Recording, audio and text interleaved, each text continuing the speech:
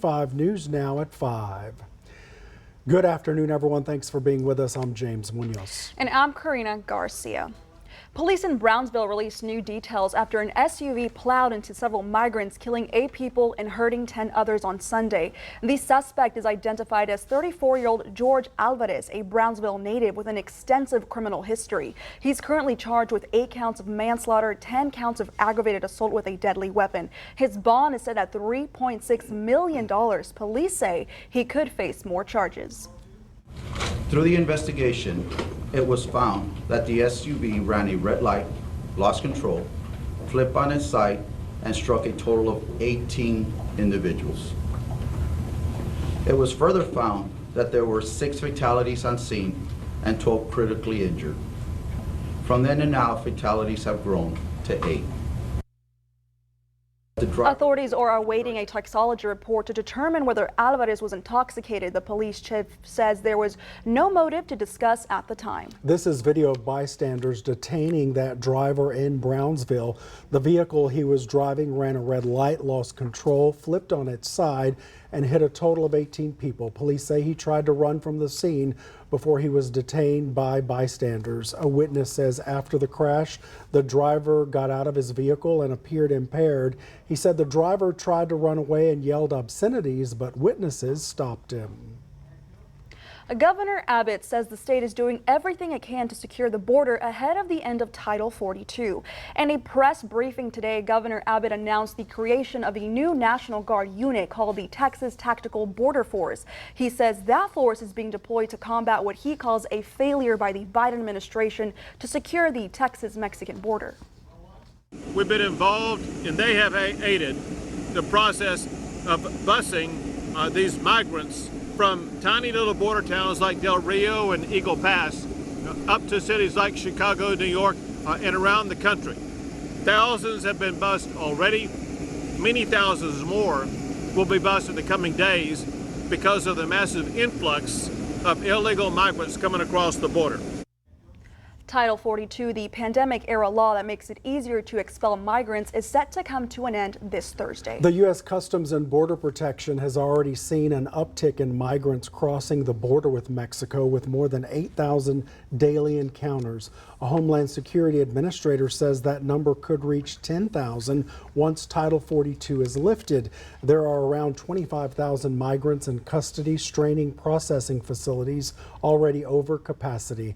Homeland Security Secretary Alejandro Mayorkas says the severity of the challenge expected should not be understated, but he says the government is prepared.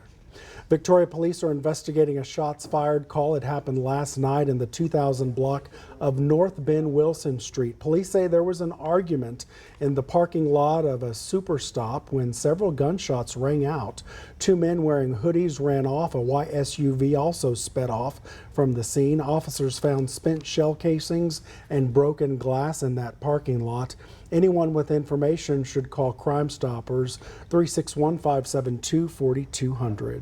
On Friday, police arrested 2 people accused in a drive-by shooting. It happened around 1 p.m. in the 3600 block of Gale Street. Police say the victim's car has gunshot damage. No one was in the vehicle at the time of the shooting. 33-year-old Jonathan Orozco is charged with disorderly conduct and criminal mischief. 31-year-old Amanda Sanders is charged with illegally carrying a weapon. All right, lots more ahead. Let's pause and check in with the First Warn Storm Team. Chief Meteorologist Mac Bettis monitoring some storms this week. You bet. Thank you, James. Well, good afternoon, everyone. While it may not be raining where you're standing, it's pretty stormy not too far away. I've got the Doppler image up and we're going to zoom in. As I mentioned at the top of the show, oh, there it goes. This just clicked on. This is a tornado warning. There's a big thunderstorm with a rotation in it near Muldoon. That's just north of Schulenburg.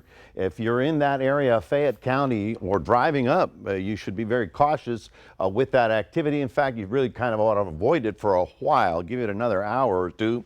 There's stormy weather all the way across the old 290 corridor, all the way into Houston. This stuff sprang up this afternoon, and here's the funny part. Remember the dry line I told you about last week? It's going to be very active all week long, and that includes you. And I'll have more on your forecast and take a look at the 7-day coming up a little bit later on. Back to you, James. All right, Mac, thank you so much. This afternoon, we're learning new information about the man police say is responsible for gunning down several shoppers over the weekend at an outdoor mall north of Dallas. More details about the victims are also coming forward as the community tries to cope with this tragedy. The shooter was armed with an AR-15 style rifle and had at least one other weapon on him when he was gunned down by police. The aftermath of yet another mass shooting in America weighs heavy on the hearts of many. And the gunshots it sounded like a war zone. It was horrifying. Saturday afternoon, a gunman opened fire at an outdoor outlet mall in Allen, Texas, killing 8 people and wounding at least 7 others. A trail of carnage as shoppers desperately ran for cover. I couldn't save the second guy. The third guy actually expired while I was trying to do chest compressions. The child came out from under what I believe was the mother. It might have been a relative. Police say the gunman, 33-year-old Mauricio Garcia, was killed by an Allen police officer who was at the mall on an unrelated call nearby when the shooting started. Investigators believe the shooter acted alone. Authorities have yet to identify a specific motive, but investigators have uncovered an extensive social media presence by the gunman, including a possible link to right-wing extremism, according to a senior law enforcement source familiar with the investigation. I believe in the coming days, the public will be much better informed about why and how this happened. 2 victims have been identified so far: Ashwara Thadakonda and Christian Lacour, whose sister told CNN Christian was a sweet, caring young man who is loved greatly by our family. And you can see that growing memorial behind me. As for the latest on the investigation, the Texas Department of Public Safety is the lead agency, but the FBI is providing support. They're asking the public to submit any digital evidence, including photos or video, that may help them with the investigation. In Allen, Texas, I'm Chris Wynn. Back to you. The Gun Violence Archive shows the U.S. has had 202 mass shootings within the first 5 months of this year. That compared to 647 mass shootings in 2022. The nonprofit defines mass shootings as those in which 4 or more people are shot and killed, excluding the shooter. These crosses are up in Allen to honor those victims of Saturday's mass shooting. The crosses were assembled near the mall where that gunman shot and killed at least 8 people. The victims include a 20-year-old security guard and a 27-year-old engineer from India. Deadly overdoses from fentanyl have surged in recent years, and not just for adults. New research shows deaths among children have increased significantly. The journal JAMA Pediatrics shows the number of children and teens who died from fentanyl overdoses increased 30-fold from 2013 to 2021. More than 5,000 children died from overdoses involving fentanyl in the last 20 years, and half of those deaths happened during the first 2 years of the pandemic. The vast majority of pediatric deaths from fentanyl are among teens ages 15 to 19. Doctors say, similar to adults, those poisonings are happening with recreational drug use. Now, this Saturday, the United States Postal Services has its Stamp Out Hunger food drive. This means you can simply leave non-perishable food donations by your mailbox, and your letter carrier will give it to the local food bank. So this is going to bring us to your viewer poll. The question is, do you plan to leave a donation near your mailbox this Saturday for the food bank? Because I know I am. Yeah, good idea. Yeah, well, we want to hear from you. Come to crossroadstoday.com/vote, and we will have an update for you, of course, on 25 News Now at 6. For more on today's news stories, come to crossroadstoday.com. Also, read an article by the Texas Tribune about a former NFL player who persuaded politicians his child ID kits could help find missing children, but so far there's no evidence they do. Stay with us. Straight ahead on 25 News Now at 5, we have political expert Woodrow Wilson Wagner and Victoria Democratic Party Chair in studio with Don Brubaker. Also ahead, heart health and the best diets to stay healthy up next.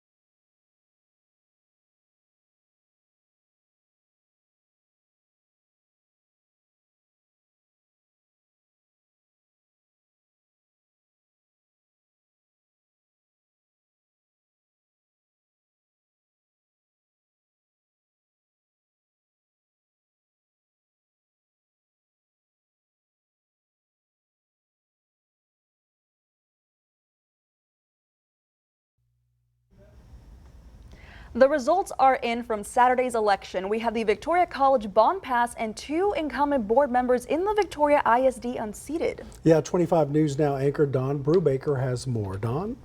All right, James, thank you. And joining us now is Woodrow Wilson II. He's a political professor and serves as party chair for the Democratic Party in Victoria County. Welcome back, sir. Thank you so much for having me, Don. Appreciate it. You bet. Got some questions about last Saturday. City election is supposed to be nonpartisan. We had 2 Victoria ISD school board members who were also running for re-election.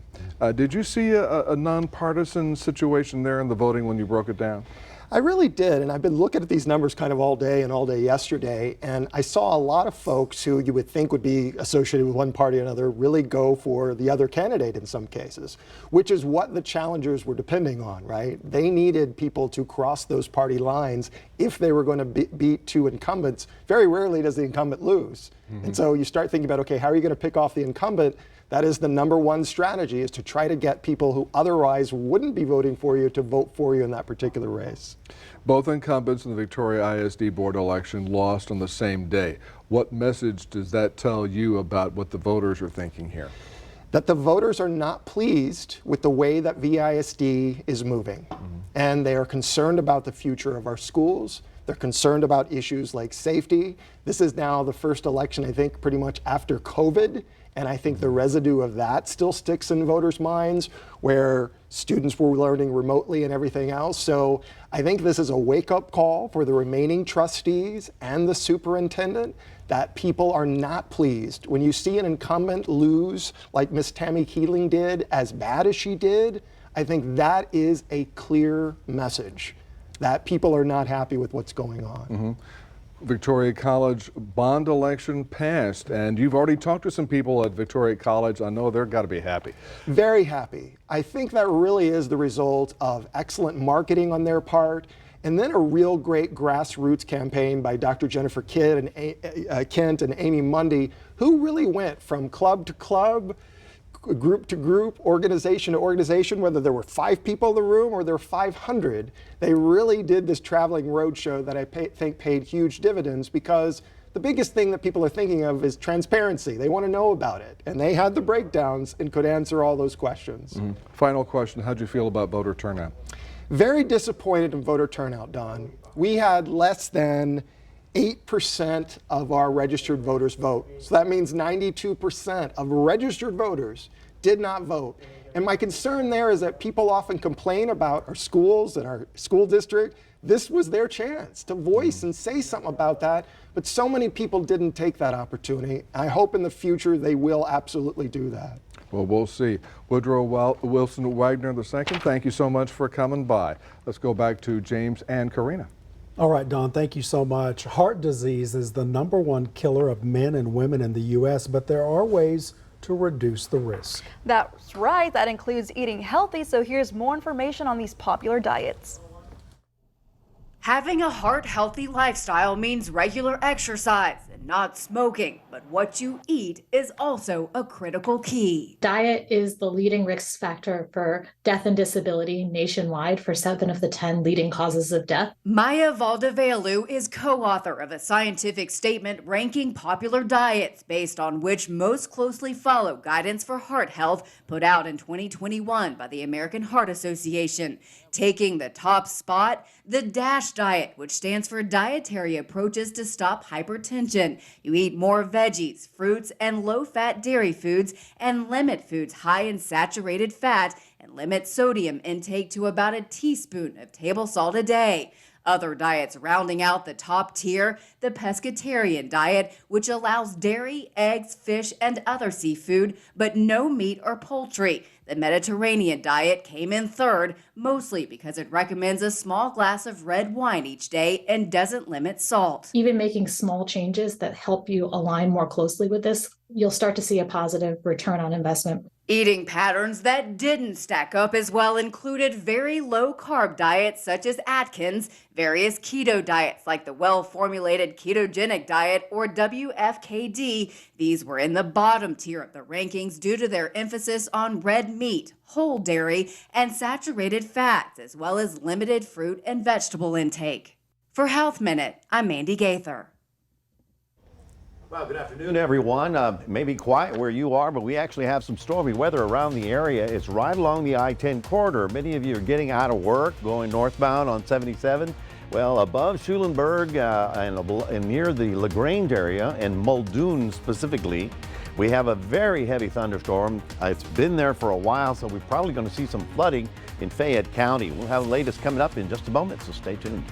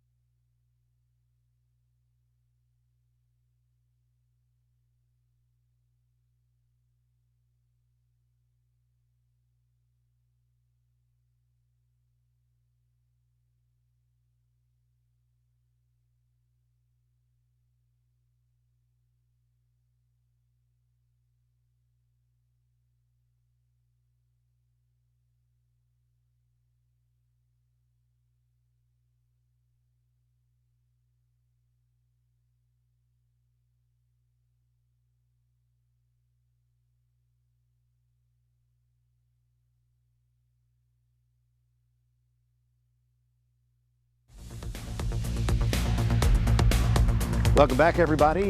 Here we are, a little cloud cover, a little sunshine, lots of humidity, and we actually have some stormy weather around the region.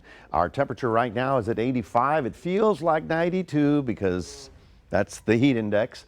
Of course, our winds are out of the south at 15. Now, here's Victoria, as you can see right about here, and we do have that stream of cloud cover, but whoa, right up here along I-10, these storms really fired up this afternoon. In addition, not only were they rising with the afternoon heating of the land, but then the sea breeze came in and just really kicked it up. Now there's Columbus, as you see right about there, and in Muldoon, we've had this cell basically stuck there for about an hour. So they're getting big hail, they're getting rain, they're getting all kinds of problems, and all that thunder activity goes all the way along I-10, all the way to the Beaumont area. Let's zoom in on that and give you an idea of what's going on. Again, Fayette County, do be very cautious. We have a severe thunderstorm warning up for you. And right here where you see the blue, right about there, that means that we're getting hail. They've been reporting hail up to an inch, ping pong sized hail. So, you know, that can damage your car. So do be cautious. It's around the area, just north of the I-10 corridor. And here, of course, is the Giddings area. Of course, they're also getting stormy weather up to the north. So it goes up to Navasota, East Texas. Here's Houston. So it's basically to the northeast of us right about now. Now, in addition, we had that rain on Sunday morning. It came through and produced pockets of rain. Now, here in the city, we only got 3,300, so it wasn't much. But as you can see, we have a flood advisory, a warning rather, for the San Antonio River, not far from Kennedy. Here's Runge, here's Kennedy. Kosciuszko's in somewhere in there anyway. So do be cautious along the river bottoms right about there. Severe weather, not so much for us tomorrow, but you know, as I mentioned, the big story for us is that out here is the West Texas dry line. What is that? Well, on this side, it's humid, like what you and I are living through. What's on the back side is very hot, dry air. Well, the two air masses don't mix readily, and out of that region, we'll see lines of storms develop. There's one. And then on top of that, this area of low pressure is coming in on top of us, and that is your Wednesday, or rather your Tuesday and your Wednesday. That means thunder showers. Okay, there's a little bit of a break there on Wednesday, but as we go into the week, you'll see another line of storms rolling out through there. Now watch this. Future tracker plotting out through at least Friday. So yeah, 2 to 3 inches of rain this week. Now you're saying, wait, but it's so nice out there. No, it's all going to change. 73 with showers beginning to develop overnight. I don't expect any big stuff overnight. Tomorrow, we'll see some thunder and lightning around the area with a good solid 40% chance of showers around here. It'll still be warm and humid, and the extended outlook pretty much tells you the story here. Showers tomorrow, and then showers on Wednesday because of the low. Little bit of a dip in the activity there for a little bit, but here's the bad news. Okay, I'm telling you now, I wouldn't say this if I didn't believe it. Mother's Day or Mother's Day weekend, which is like at my house, we've got strong thunderstorms rolling around the area. So it looks like it's going to be a bit of a washout. So what is plan B? How to make sure mom doesn't get wet. So think about that as we go through the week. But it looks like a stormy week in the Crossroads. That's your 7-day forecast. I want to remind everybody to download the QR code here, or scan the QR code and download Crossroads Today onto your phones, and you can take us wherever you need to go. And that is it from the weather front. We'll toss it to James and Karina. All right, Mac, thank you so much. Coming up next, we'll take a look at your stocks, plus a look at the unemployment numbers when we come back.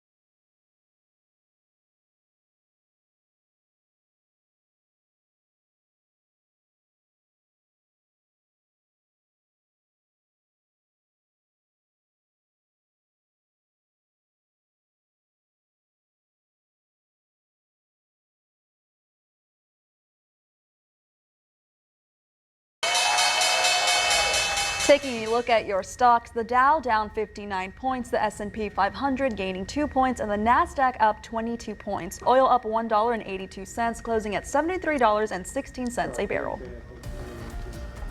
Unemployment across America down to a 54-year low. The Labor Department says the economy added 253,000 jobs in April. The same report, though, also revised down the number of jobs added in February and March. The stage may be set for lower electricity rates across parts of the country this summer after natural gas prices dropped over the winter. Conventional wisdom holds that gas companies would slow production, but the Wall Street Journal now says most kept drilling, keeping up supplies. Alrighty, stay with us. We'll take one last look at your forecast. Plus, this is the official photo of King Charles and Queen Consort Camilla. We'll show you this family up next.